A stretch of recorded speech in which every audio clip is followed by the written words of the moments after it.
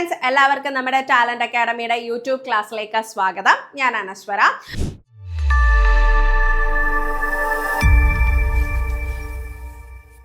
അപ്പം നമ്മൾ ഇന്ന് ഡിസ്കസ് ചെയ്യാനായിട്ട് പോകുന്നത് നമ്മുടെ CPOയുടെ എക്സാം ഒക്കെ എല്ലാവരും പ്രിപ്പയർ ചെയ്തുകൊണ്ടിരിക്കുകയായിരിക്കും അല്ലേ. അപ്പം നിങ്ങൾക്ക് വേണ്ടിയിട്ടാണ് നമ്മളിങ്ങനെ ഒരു സീരീസ് അറേഞ്ച് ചെയ്തിട്ടുള്ളത്. അതായത് CPOയുമായി ബന്ധപ്പെട്ട കുറച്ചധികം ക്വസ്റ്റ്യൻസ്, അതായത് റിപ്പീറ്റഡ് ആയിട്ട് ചോദിച്ചിട്ടുള്ള കുറച്ചധികം ക്വസ്റ്റ്യൻസും അവയുടെ ഒരു എക്സ്പ്ലനേഷനും അടങ്ങുന്ന ഒരു ക്ലാസ് ആണ് നമ്മൾ അറേഞ്ച് ചെയ്തിട്ടുള്ളത്. തുടർച്ചയായിട്ട് നിങ്ങൾക്ക് ഇതിൻ്റെ ക്ലാസ്സുകൾ ഉണ്ടായിരിക്കുന്നതാണ്. അതായത് നമ്മളെ ക്വസ്റ്റ്യൻ ഡിസ്കഷൻ ആണ് നമ്മളിവിടെ ഉദ്ദേശിക്കുന്നത്.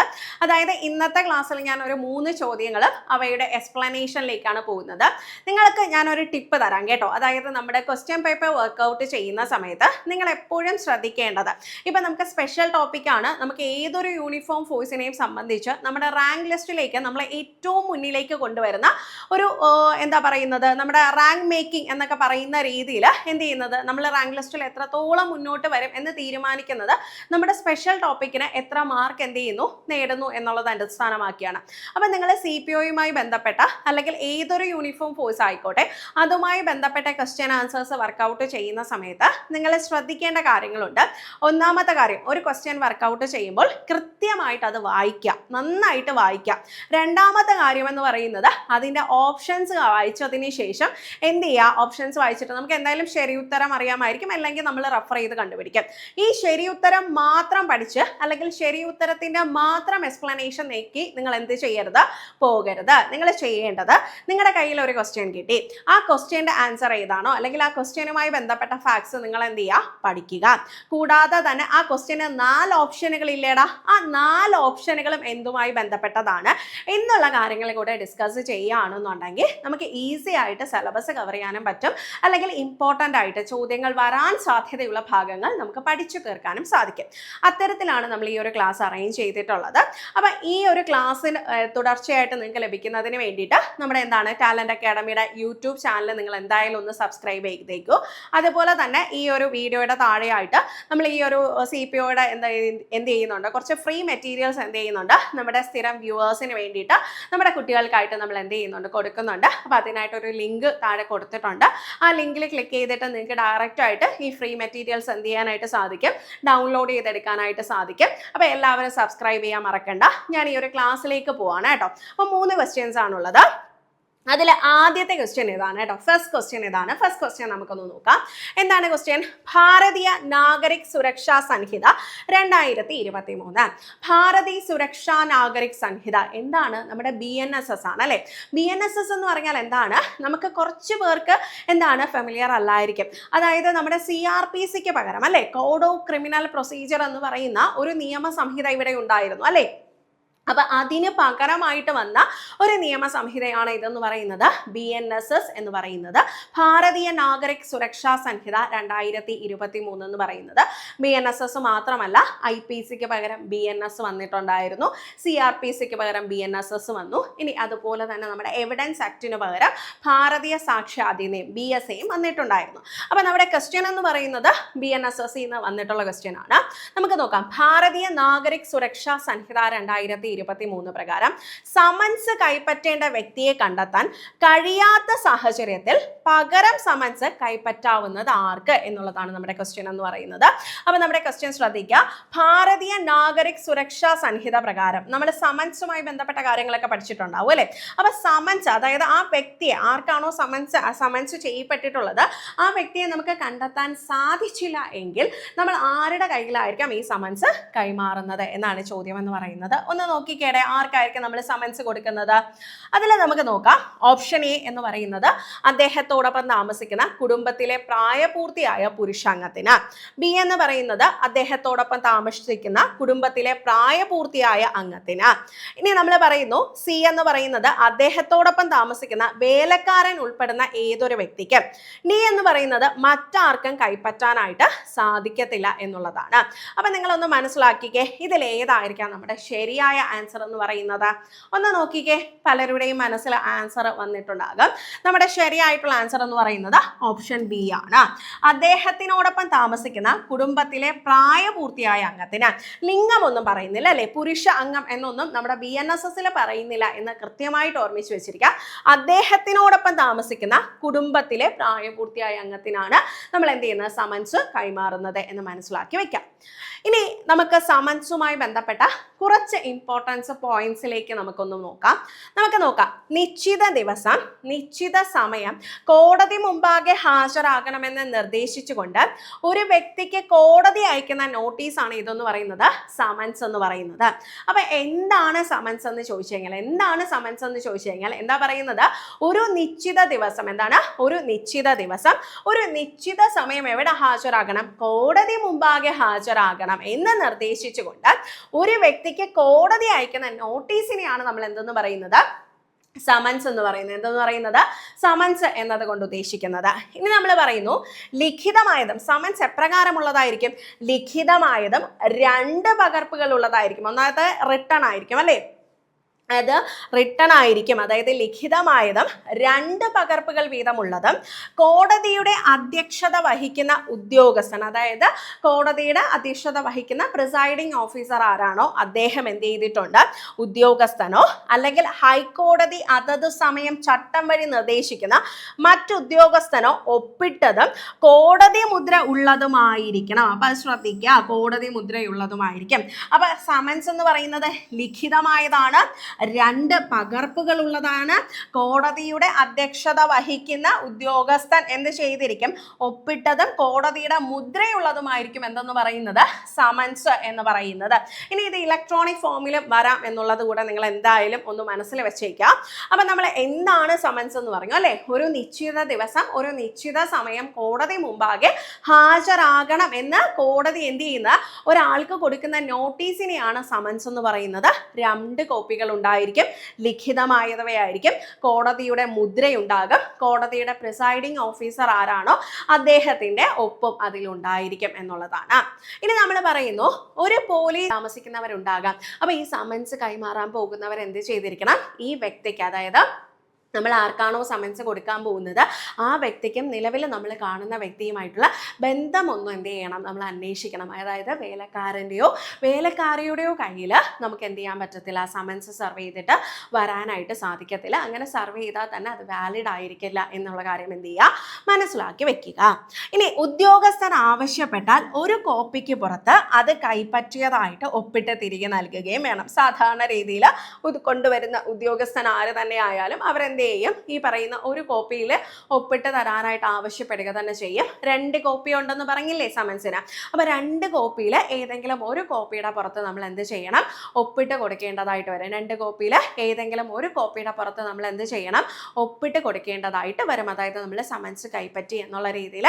ഇതിപ്പോ ഈ വീട്ടിലെ മുതിർന്ന അംഗമാണ് സ്വീകരിക്കുന്നതെങ്കിലും ഇനി സമൻസ് ചെയ്യപ്പെട്ട ആൾ തന്നെയാണ് ഈ സമൻസ് സ്വീകരിക്കുന്നതെങ്കിലും എന്ത് ചെയ്യണം, അത് റിസീവ് ചെയ്തു എന്നുള്ള രീതിയിൽ എന്ത് ചെയ്യണം, വരുന്ന ഉദ്യോഗസ്ഥൻ ആവശ്യപ്പെടുകയാണെന്നുണ്ടെങ്കിൽ എന്ത് ചെയ്യണം, ഒപ്പിട്ട് നൽകണം. സാധാരണ രീതിയിൽ ഈ കൊണ്ടുവരുന്ന ഉദ്യോഗസ്ഥൻ എന്ത് ചെയ്യും, അത് ആവശ്യപ്പെടുക തന്നെ ചെയ്യും. കാരണം കൊടുത്തു എന്നുള്ളതിന് അദ്ദേഹത്തിനും ഒരു പ്രൂഫ് വേണമല്ലോ അല്ലെ. അതുകൊണ്ട് സ്വാഭാവികമായിട്ടും കൊണ്ടുവരുന്ന ഉദ്യോഗസ്ഥൻ എന്ത് ചെയ്യും, അതിൻ്റെ ഒരു കോപ്പിയിൽ ഒപ്പിട്ട് വാങ്ങുകയും ചെയ്യും. ഇനി നമ്മൾ പറയാണ് സമൻസ് നടത്തുവാൻ സാധിക്കാത്ത സാഹചര്യത്തിൽ, ഇനി ഈ പറയുന്ന ഇയാളുടെ വീടൊക്കെ നമ്മൾ അന്വേഷിച്ച് കണ്ടെത്തി അവിടെ നമ്മൾ പോയി എന്ന് വിചാരിക്കാം, അവിടെ ആരുമില്ല. അതായത് ആ വീട്ടിൽ ഈ പറയുന്ന രീതിയിൽ സമൻസ് ചെയ്യപ്പെട്ട വ്യക്തിയില്ല, അല്ലെങ്കിൽ അയാളോടൊപ്പം താമസിക്കുന്ന വ്യക്തികളൊന്നും അവിടെ ഇല്ല എന്ന് വിചാരിക്കുക. സമൻസ് ചെയ്ത വ്യക്തിയെ നമുക്ക് കണ്ടെത്താൻ സാധിച്ചില്ല, ഈ പറയുന്ന ഇയാളോടൊപ്പം താമസിക്കുന്ന ആരെയും നമ്മളവിടെ കണ്ടുമില്ല. അങ്ങനെയാണെന്നുണ്ടെങ്കിൽ, അങ്ങനെയുള്ള ഒരു സാഹചര്യം ഉണ്ടാവുകയാണെങ്കിൽ സമൻസ് നടത്തുന്ന ഉദ്യോഗസ്ഥൻ എന്ത് ചെയ്യണം, സമൻസിന്റെ 2 പകർപ്പുകളിൽ ഒന്ന്, 2 കോപ്പീസ് ഇല്ലേടാ സമൻസിന്, അതിൽ 2 പകർപ്പുകളിൽ ഒന്ന് എന്ത് ചെയ്യണം, ആള് സാധാരണ താമസിക്കുന്ന ഭവനത്തിന്റെ അല്ലെങ്കിൽ പാർപ്പിടത്തിന്റെ കാണത്തക്ക വിധത്തിൽ എന്ത് ചെയ്യണം, പതിപ്പിക്കേണ്ടതാണ് എന്നുള്ളതാണ്. അതായത് പെട്ടെന്ന് തന്നെ നോട്ടീസ് ചെയ്യുന്ന തരത്തിൽ, അതായത് ഇയാൾ എന്തെങ്കിലും തിരിച്ച് വീട്ടിലേക്ക് വരുമല്ലോ, അങ്ങനെ വീട്ടിലേക്ക് വരുന്ന സമയത്ത് പെട്ടെന്ന് തന്നെ നോട്ടീസബിൾ ആയിട്ടുള്ള രീതിയിൽ എന്ത് ചെയ്യണം, ഈ നമ്മുടെ വീട്ടിലൊക്കെ ചില ആൾക്കാർ കല്യാണം വിളിക്കാൻ വരും അല്ലേടാ, നമ്മൾ ആ വീട്ടിലെ സമയത്ത് വീട്ടിലായിരിക്കും, കല്യാണ ലെറ്റർ എടുത്ത് ഒരൊറ്റ ഏറിയ അല്ലേ, അവിടെ എവിടെയെങ്കിലും ഇറങ്ങിയിട്ട് പോകും. പിന്നെ കല്യാണവും കഴിഞ്ഞ് മാസങ്ങൾ കഴിഞ്ഞിട്ടായിരിക്കും നമ്മൾ ആ ഒരു കല്യാണക്കുറി കാണുന്നത്. അതല്ലേ സംഭവിക്കുന്നത്. ഇനി ഒരു മഴ പെയ്തു എന്ന് വിചാരിക്കാം, അല്ലെങ്കിൽ ഒരു കാറ്റടിച്ചു എന്ന് വിചാരിക്കാം, ഈ പറയുന്ന പേപ്പർ അങ്ങ് പറന്നു പോകത്തില്ലേ. അപ്പം അങ്ങനെ സംഭവിക്കാൻ പാടില്ല.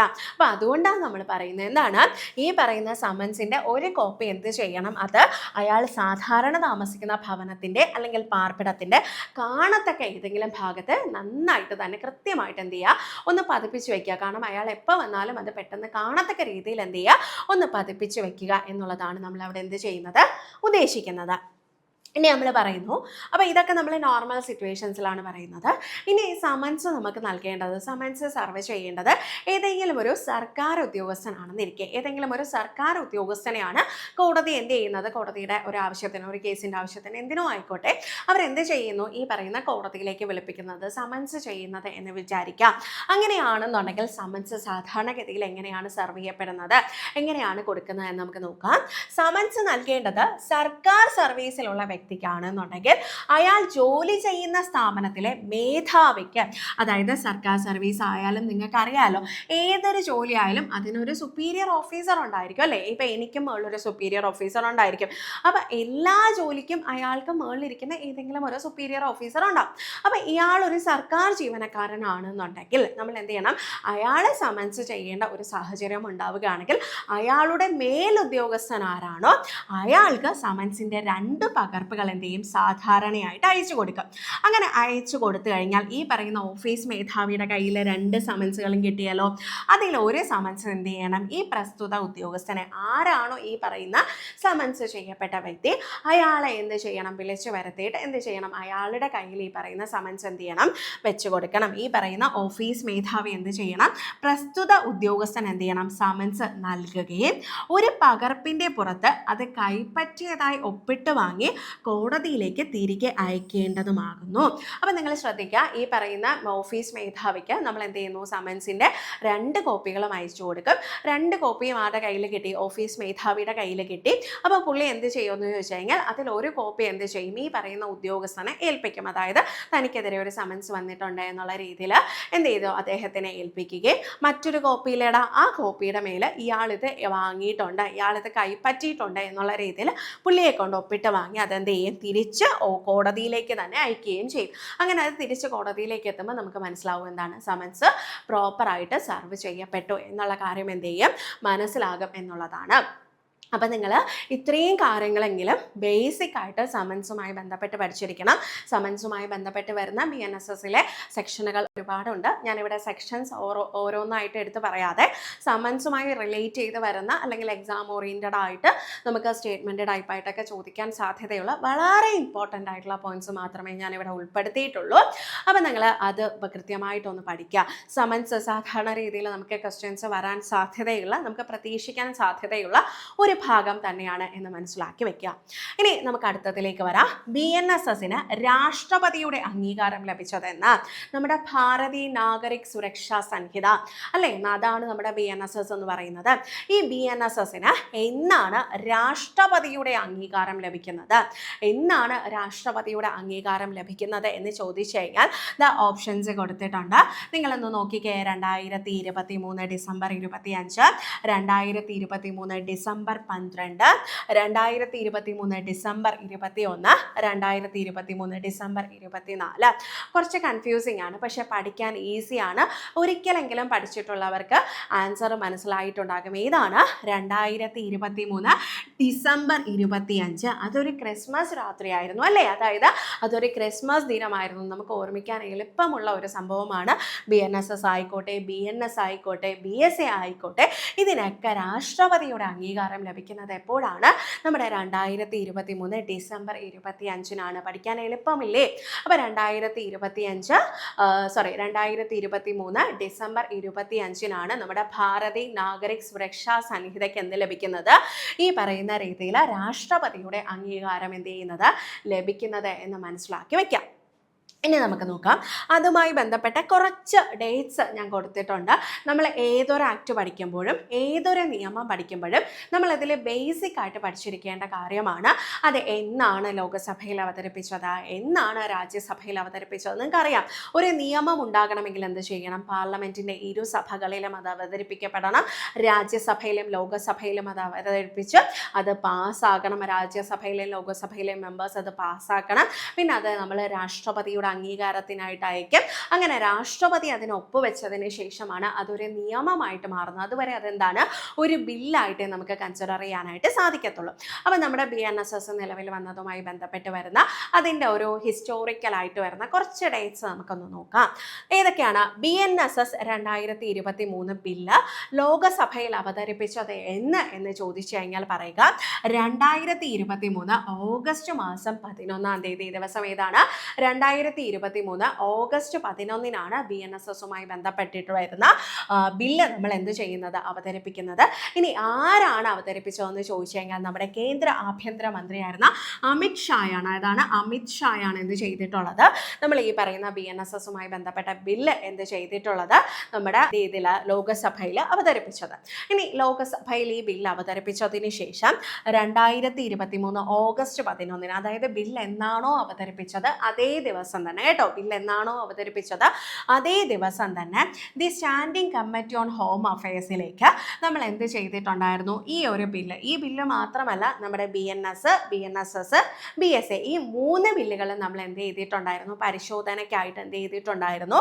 നമ്മൾ അയച്ചിട്ടുണ്ടായിരുന്നു. അപ്പോൾ the standing committee on home അഫയേഴ്സിൽ അന്നേ ദിവസം തന്നെ 2023 ഓഗസ്റ്റ് 11-ന് തന്നെ നമ്മൾ എന്ത് ചെയ്തിട്ടുണ്ടായിരുന്നു? ഈ ബില്ലുകൾ 3ഉം പരിശോധനയ്ക്കായിട്ട് വിട്ടിട്ടുണ്ടായിരുന്നു. മനസ്സിലാക്കി വയ്ക്കാൻ. ഇനി ആ സമിതിയിൽ എത്ര അംഗങ്ങൾ ഉണ്ടായിരുന്നു എന്ന് ചോദിച്ചു കഴിഞ്ഞാൽ ആ സമിതിയിൽ 8 അംഗങ്ങളാണ് ഉണ്ടായിരുന്നത്. എത്രയാണ്? 8 അംഗങ്ങളാണ് എന്ത് ചെയ്തിരുന്നത്? ആ ഒരു സമിതിയിൽ ഉണ്ടായിരുന്നത് എന്ന് മനസ്സിലാക്കി വെക്കുക. ഇനി നമ്മൾ പറയുന്നു, ഈ ഒരു സ്ഥിരം സമിതി, അതായത് the standing committee on home affairs 2023 November 10-ന് ഇതുമായി ബന്ധപ്പെട്ട റിപ്പോർട്ട് സമർപ്പിച്ചു. അപ്പം നമ്മൾ ആദ്യം ബില്ല് അവതരിപ്പിച്ചു അല്ലേ? ബില്ല് അവതരിപ്പിച്ചിട്ട് അത് പരിശോധനയ്ക്കായിട്ട് നമ്മൾ എന്ത് ചെയ്തു? നമ്മൾ അന്നേ ദിവസം തന്നെ the standing committee on home അഫയേഴ്സിൽ അയച്ചിട്ടുണ്ടായിരുന്നു. ആ സമിതി അത് പരിശോധിച്ച 2023 നവംബർ 10-ന്, എന്നാണ് 2023 നവംബർ 10-ന് നമുക്ക് എന്ത് ചെയ്തു? അതുമായി ബന്ധപ്പെട്ട റിപ്പോർട്ട് എന്ത് ചെയ്തിട്ടുണ്ടായിരുന്നു? തന്നിട്ടുണ്ടായിരുന്നു. ഇനി തുടർന്ന് 2023 ഡിസംബർ 12-ന് ആദ്യം അവതരിപ്പിച്ച ബില്ലുകൾ പിൻവലിക്കുകയും, അതായത് അതിൽ ചില കുറച്ച് കൂട്ടിച്ചേർക്കലുകളും മറ്റു കാര്യങ്ങളും ഒക്കെ ഉണ്ടായിരുന്നു. അതായത് the standing committee on home affairs ചില കാര്യങ്ങൾ കൂട്ടിച്ചേർക്കുന്നതും അല്ലെങ്കിൽ ചില കാര്യങ്ങൾ മാറ്റുന്നതുമായിട്ടൊക്കെ ബന്ധപ്പെട്ട് നിർദ്ദേശങ്ങൾ മുന്നോട്ട് വെച്ചിട്ടുണ്ടായിരുന്നു. ആ നിർദ്ദേശങ്ങൾ മുന്നോട്ട് വെച്ചതിൻ്റെ ഫലമായിട്ട് ആദ്യം അവതരിപ്പിച്ച BSA, BNSS അതുപോലെ തന്നെ BNS ഈ പറയുന്ന 3 ബില്ലുകൾ 2023 ഡിസംബർ 12-ന് നമ്മൾ എന്ത് ചെയ്തു? പിൻവലിച്ചു എന്നുള്ളതാണ്. 2023 ഡിസംബർ 12-ന് നമ്മൾ ഈ 3 ബില്ലുകളും എന്ത് ചെയ്തു? പിൻവലിച്ചു. എന്നിട്ട് പുതുതായിട്ട്, അതായത് ഈ പറയുന്ന ഈ ഒരു സമിതി ശുപാർശ ചെയ്ത നിർദ്ദേശങ്ങളെല്ലാം ആഡ് ഓൺ ചെയ്തുകൊണ്ട് നമ്മൾ വീണ്ടും അന്നേ ദിവസം തന്നെ, എന്നാണ് 2023 ഡിസംബർ 12-ന് നമ്മൾ എന്ത് ചെയ്തു? പുതിയ BNSS ഇല്ലാണ്, നമ്മളിപ്പോൾ വരുന്ന BNSS, അതായത് ഭാരതീയ നാഗരിക് സുരക്ഷാ സംഹിത 2ാം ബില്ല് നമ്മൾ എന്ത് ചെയ്തിട്ടുണ്ടായിരുന്നു? ലോകസഭയിൽ അവതരിപ്പിച്ചത് എന്നാണ് എന്ന് ചോദിച്ചു കഴിഞ്ഞാൽ 2023 ഡിസംബർ 12-നായിരുന്നു. അപ്പോൾ ഇത് ആദ്യം അവതരിപ്പിച്ചതാണ്. ആദ്യം അവതരിപ്പിച്ചിട്ട് അതിലെ കുറച്ച് നിർദ്ദേശങ്ങളും കുറച്ച് തിരുത്തലുകളും കാര്യങ്ങളൊക്കെ വന്നു. അപ്പോൾ അത് ആഡ് ഓൺ ചെയ്യാൻ വേണ്ടിയിട്ട് ഈ ആദ്യം അവതരിപ്പിച്ച ബില്ലിനെ നമ്മൾ എന്ത് ചെയ്തു? പിൻവലിക്കുന്നു. രണ്ടാമതായിട്ട് ആ കൂട്ടിച്ചേർക്കലുകളൊക്കെ കൂടെ കൊണ്ടുവന്ന് ബില്ല് രണ്ടാമതായിട്ട് നമ്മൾ ലോകസഭയിൽ അവതരിപ്പിക്കുന്നത് 2023 ഡിസംബർ മാസം 12-ാം തീയതിയാണ്. ഇനി ആരാണ് അന്ന് ഈ ബില്ല് അവതരിപ്പിച്ചതെന്ന് ചോദിച്ചു കഴിഞ്ഞാൽ അഫ്കോഴ്സ് ആര് തന്നെയാണ്? നമ്മുടെ അമിത് ഷാ തന്നെയാണ് അന്ന് ഈ ബില്ല് എന്ത് ചെയ്തിട്ടുണ്ടായിരുന്നത്? അവതരിപ്പിച്ചിട്ടുണ്ടായിരുന്നത്. അങ്ങനെയാണെന്നുണ്ടെങ്കിൽ ഇത് ലോകസഭ പാസ്സാക്കിയത് എന്നാണ്? നമ്മുടെ BNSS ലോകസഭ പാസ്സാക്കിയത് എന്നാണ് എന്ന് ചോദിച്ചു കഴിഞ്ഞാൽ ആരാണ്? എന്നാണ് 2023 ഡിസംബർ 12-ന്. അപ്പോൾ 2023 ഡിസംബർ 12-ന് ലോകസഭയിൽ ഇത് അവതരിപ്പിക്കുന്നു. 2023 ഡിസംബർ 20-ന് ഇത് ലോകസഭ പാസ്സാക്കുന്നു.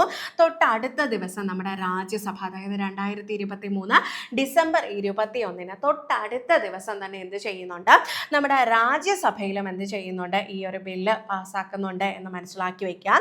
ഇനി ഈ ഇരുസഭകളിലും, പാർലമെന്റിന്റെ ഇരുസഭകളിലും എന്ത് ചെയ്തു, ബില്ല് പാസ്സായി. ബില്ല് പാസ്സായി കഴിഞ്ഞാൽ ഇനി എന്താണ്, നമ്മുടെ പ്രസിഡന്റിന്റെ അംഗീകാരത്തിനായിട്ട്, രാഷ്ട്രപതിയുടെ അംഗീകാരത്തിനായിട്ട് 2023 നമ്മുടെ ആരായിരുന്നു, ദ്രൗപദി മുർമു ആണ് എന്തെന്ന് പറയുന്നത്, നമ്മുടെ രാഷ്ട്രപതി എന്ന് പറയുന്നത് അല്ലേ.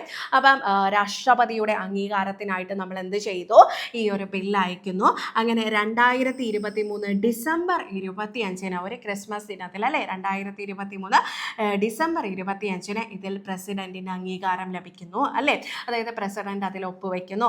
ഇനി എന്നാണ് നമ്മുടെ BNSS നിലവിൽ വന്നത് എന്ന് ചോദിച്ചു കഴിഞ്ഞാൽ 2024 ജൂലൈ 1 2024 ജൂലൈ 1. അപ്പോൾ ഇത്രയും ഫാക്ട്സ് നിങ്ങൾ മസ്റ്റായിട്ടും പഠിച്ചു വെച്ചിരിക്കണം. ഈ ഒരു നിയമം എന്നല്ല, നമ്മൾ ഏതൊരു യൂണിഫോം ഫോഴ്സുമായിട്ട് ബന്ധപ്പെട്ട് ഏതൊരു ആക്ട് പഠിച്ചാലും, ഏത് ആക്ട് ആയിക്കോട്ടെ, ഏതൊരു ആക്ട് പഠിക്കുന്ന സമയത്തും നിങ്ങൾ എന്ത് ചെയ്തിരിക്കണം, എന്നാണ് അത് ലോകസഭയിൽ അവതരിപ്പിച്ചത്, എന്നാണ് രാജ്യസഭയിൽ അവതരിപ്പിച്ചത്, എന്നാണ് അത് പാസ്സായത്, എന്നാണ് രാഷ്ട്രപതി ഒപ്പുവെച്ചത്, എന്നാണ് അത് നിലവിൽ വന്നത് തുടങ്ങിയ ഫാക്ട്സ് നിങ്ങൾ എന്ത് ചെയ്തിരിക്കണം, മസ്റ്റായിട്ടും പഠിച്ചിരിക്കണം എന്നുള്ളതാണ്.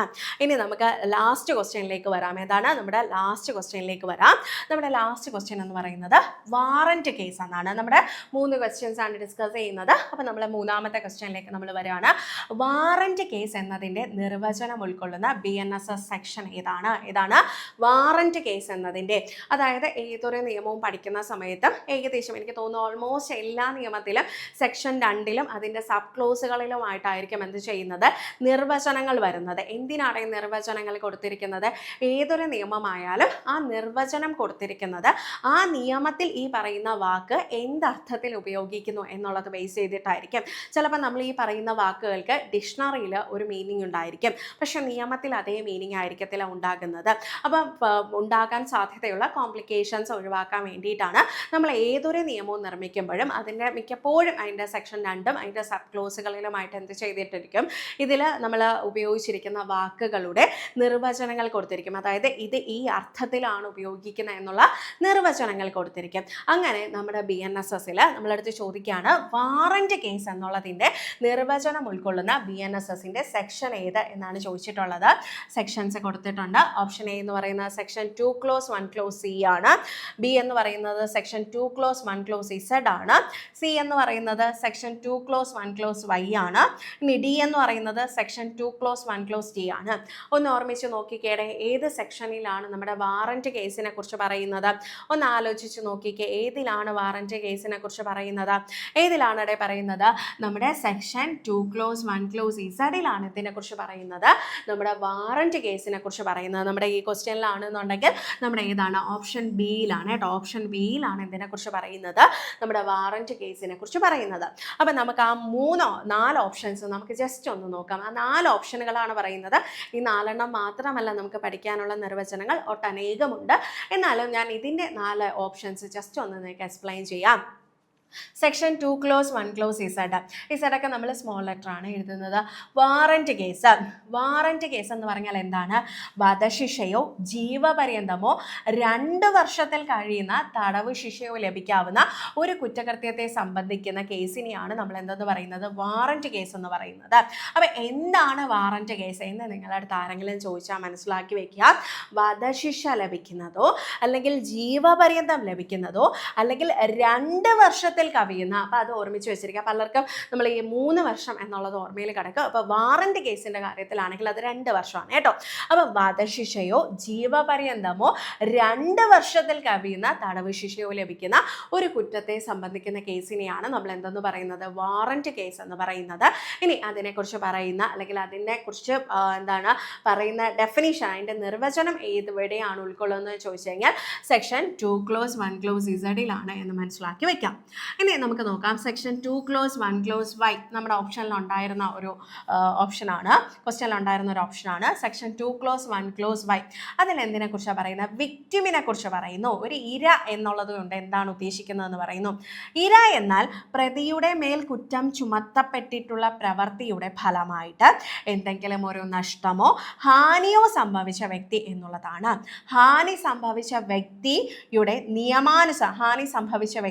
നിയമാനുസൃതമായിട്ടുള്ള രക്ഷകർത്താവോ അനന്തരാവകാശിയോ ഈ പറയുന്ന ഇര എന്ന് പറയുന്ന കൺസെപ്റ്റിൽ തന്നെ ഉൾക്കൊള്ളുന്നതാണ്. അപ്പോൾ ഇര എന്ന് പറയുമ്പോൾ നമുക്ക് മനസ്സിലേക്ക് ആദ്യം ഓടി വരുന്നത് ബലാത്സംഗ കേസുകൾ മാത്രമായിരിക്കും അല്ലേ? ബലാത്സംഗ കേസുകൾ നമ്മൾ ഇര എന്നാണ് പറയുന്നത് അല്ലേ? അതായത് ആ ബലാത്സംഗത്തിന് ഇരയാക്കപ്പെട്ട വ്യക്തിയുടെ പേര് നമ്മൾ നോർമലി മെൻഷൻ ചെയ്യാറില്ല. അതായിരിക്കും നമ്മുടെ മനസ്സിൽ വരുന്നത്. അത് മാത്രമാണോ ഇര? അല്ലടേ. അതായത് നമ്മുടെ ക്രിമിനൽ കേസുകൾ നമ്മൾ പഠിക്കത്തില്ലേ? അപ്പോൾ ഈ പറയുന്ന ക്രിമിനൽ കുറ്റകൃത്യങ്ങൾ ചെയ്തിട്ട്, അതായത് നമ്മൾ ഈ പറയുന്ന രീതിയിൽ ഒരു പ്രതിയുടെ മേലെ ഒരു കുറ്റം ആരോപിക്കപ്പെടുകയാണല്ലേ? ഒരു പ്രതിയുടെ മേലെ ഒരു കുറ്റം ആരോപിച്ചു, അല്ലെങ്കിൽ ആ പ്രതി എന്ന് പറയുന്ന വ്യക്തി എന്തോ ഒരു പ്രവൃത്തി ചെയ്തു, അതുകൊണ്ടാണല്ലോ അയാൾ പ്രതിയായിട്ട് നിൽക്കുന്നത്. അയാൾ ചെയ്ത ആ പ്രവൃത്തിയുടെ ഫലം, അയാൾ എന്തോ ഒരു പ്രവൃത്തി ചെയ്തു, ആ ഫലം അനുഭവിക്കേണ്ടി വന്നത് ആരാണോ അയാളാണ് ഇര എന്ന് പറയുന്നത്. ഇപ്പോൾ ഒരു മോഷണ കേസ് എന്ന് വിചാരിക്കാം. മോഷണ കേസ് ഇപ്പോൾ ഒരു കള്ളൻ എന്ത് ചെയ്തു, ഒരു വീട്ടിൽ കയറിയിട്ട് എന്ത് ചെയ്തു, മോഷണം നടത്തിയെന്ന് വിചാരിക്കുക. കുറേ സംഭവങ്ങൾ എടുത്തിട്ട് പോയി, അല്ലെങ്കിൽ മാല പൊട്ടിച്ചിട്ട് പോയി, അങ്ങനെയുള്ള കുറേ സംഭവങ്ങൾ വരത്തില്ലേടാ. അത്തരത്തിലൊരു മോഷണ കേസാണെന്നുണ്ടെങ്കിൽ അവിടെ ഇര എന്ന് പറയുന്ന ആരാണ്? ആ മോഷണം മുതൽ എന്ന് പറയുന്ന ആ മോഷണ വസ്തു ആർക്കാണോ നഷ്ടപ്പെട്ടത് അവരായിരിക്കും എന്തെന്ന് പറയുന്നത് ഇര എന്ന് പറയുന്നത്. ഇനി ഒരു മർഡർ അല്ലെങ്കിൽ ഒരു അങ്ങനെയുള്ള കേസുകളിൽ എന്ന് പറയുന്നത് ഇര ആക്കപ്പെടുന്ന വ്യക്തി എന്ന് പറയുന്നത് ആരാണ്? ആ മരിക്കപ്പെടുന്ന വ്യക്തി അല്ലേ? അവരും വരും. പിന്നെ അതുപോലെ തന്നെ ആ ഇരയാക്കപ്പെട്ട വ്യക്തിയുടെ നിയമാനുസൃതമായിട്ടുള്ള രക്ഷകർത്താവും അല്ലെങ്കിൽ ഈ പറയുന്ന രീതിയിലുള്ള അനന്തരാവകാശി ഇര എന്ന് പറയുന്ന കൺസെപ്റ്റിൽ തന്നെ നമുക്ക് ഉൾക്കൊള്ളാൻ പറ്റുന്നതാണ്. അപ്പം നിങ്ങൾ എപ്പോഴും വിചാരിക്കരുത് ഈ ബലാത്സംഗ കുറ്റകൃത്യത്തിൻ്റെ മാത്രം അല്ലെങ്കിൽ അതിൻ്റെ ഫലം അനുഭവിക്കുന്നവരെ മാത്രമാണ് ഇര എന്ന് പലരും തെറ്റിദ്ധരിക്കുന്നുണ്ട്. അങ്ങനെയല്ല. ഏതൊരു കുറ്റകൃത്യവും ആയിക്കോട്ടെ, പ്രതിയുടെ പ്രവൃത്തിയുടെ ഫലമായിട്ട്, പ്രതി എന്ത് പ്രവൃത്തിയാണോ ചെയ്തത്, അയാൾ എന്ത് കുറ്റമാണോ ചെയ്തത്, അയാൾ ഒരു കുറ്റം ചെയ്തല്ലോ, ആ കുറ്റം എന്ന് പറയുന്നത് ആരെയോ അഫക്റ്റ് ചെയ്തിട്ടുണ്ടല്ലേ?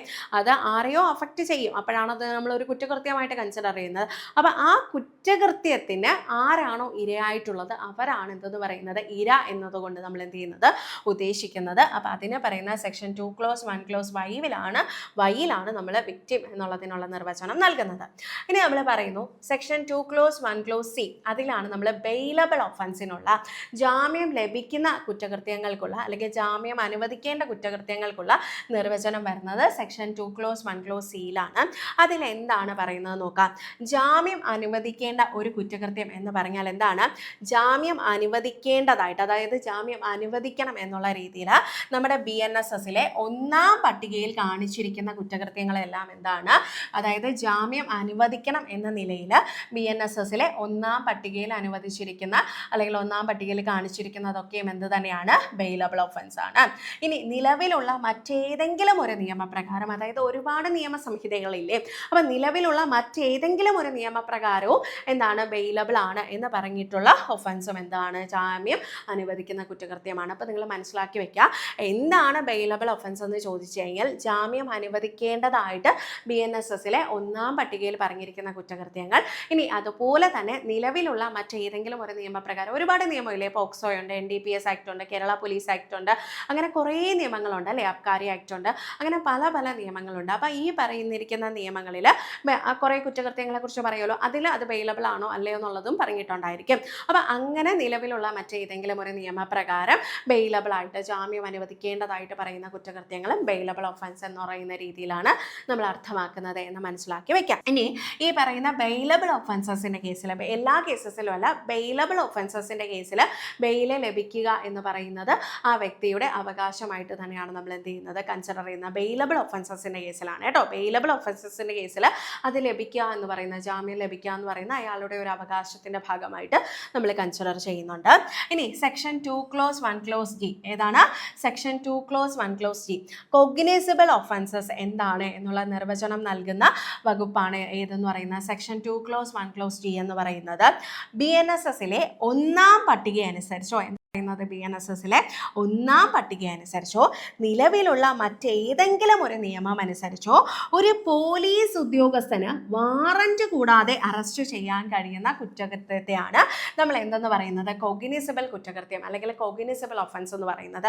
പല കുറ്റകൃത്യങ്ങൾ നമ്മൾ പഠിക്കുന്ന സമയത്ത് പഠിക്കും അല്ലേ, കോഗ്നിസബിൾ ഒഫൻസ് ആണ് എന്ന് നമ്മൾ പറയും. അപ്പോൾ എന്താണ് കോഗ്നിസബിൾ കുറ്റകൃത്യം എന്ന് ചോദിച്ചു കഴിഞ്ഞാൽ മനസ്സിലാക്കി വെക്കുക, BNSSലെ ഒന്നാം പട്ടിക അനുസരിച്ചോ, എന്താ പറയുന്നത്, BNSSലെ ഒന്നാം പട്ടിക അനുസരിച്ചോ നിലവിലുള്ള മറ്റേതെങ്കിലും ഒരു നിയമം അനുസരിച്ചോ, എന്താണ് മറ്റേതെങ്കിലും ഒരു നിയമം അനുസരിച്ചോ ഒരു പോലീസ് ഉദ്യോഗസ്ഥന് വാറന്റ് കൂടാതെ അറസ്റ്റ് ചെയ്യുവാൻ അധികാരമുള്ള കുറ്റകൃത്യത്തെയാണ് നമ്മൾ എന്തെന്ന് പറയുന്നത്, കോഗ്നിസബിൾ ഒഫൻസ് എന്നുള്ളത് പറയുന്നത്. അപ്പോൾ ഇന്നത്തെ ക്ലാസ്സിൽ നമ്മൾ ഇത്രയും കാര്യങ്ങളാണ് ഡിസ്കസ് ചെയ്യുന്നത്. 3 ക്വസ്റ്റ്യൻസ് ആണ് ഡിസ്കസ് ചെയ്തെങ്കിലും ഏകദേശം 30ഓളം ഫാക്ട്സ് നമ്മൾ പറഞ്ഞിട്ടുണ്ട്. അപ്പോൾ മറ്റു ക്ലാസ്സുകളിൽ നമുക്ക് വീണ്ടും കാണാം. അപ്പം ഞാൻ പറഞ്ഞത് മറക്കരുത്, ഇതുപോലുള്ള വീഡിയോസ് തുടർന്നും ഉണ്ടാകും. അതിനായിട്ട് നമ്മുടെ യൂട്യൂബ് ചാനൽ സബ്സ്ക്രൈബ് ചെയ്യുക. അതുപോലെ തന്നെ ഈ ഒരു വീഡിയോയ്ക്ക് താഴെയായിട്ട് ഒരു ലിങ്ക് ഉണ്ടാവും, അതിൽ നിന്ന് നിങ്ങൾക്ക് ഈ പറയുന്ന CPOയുമായി ബന്ധപ്പെട്ട ഫ്രീ മെറ്റീരിയൽസ് ഡൗൺലോഡ് ചെയ്യാനായിട്ട് സാധിക്കും എന്നുള്ളതാണ്. അപ്പോൾ അതിന് എല്ലാവരും എന്ത് ചെയ്യുക, മറ്റൊരു ക്ലാസ്സിന് വേണ്ടി വെയിറ്റ് ചെയ്തിരിക്കുക. ഇപ്പം നമ്മൾ BNSSലെ ക്വസ്റ്റ്യൻസ് ആണ് നമ്മൾ ഡിസ്കസ് ചെയ്തത്. വരും ക്ലാസ്സുകളിൽ CPOയുടെ മറ്റ് ടോപ്പിക്സ് ബേസ് ചെയ്തിട്ടുള്ള ക്വസ്റ്റ്യൻസുമായിട്ട് വീണ്ടും കാണാം. Bye bye. Thank you.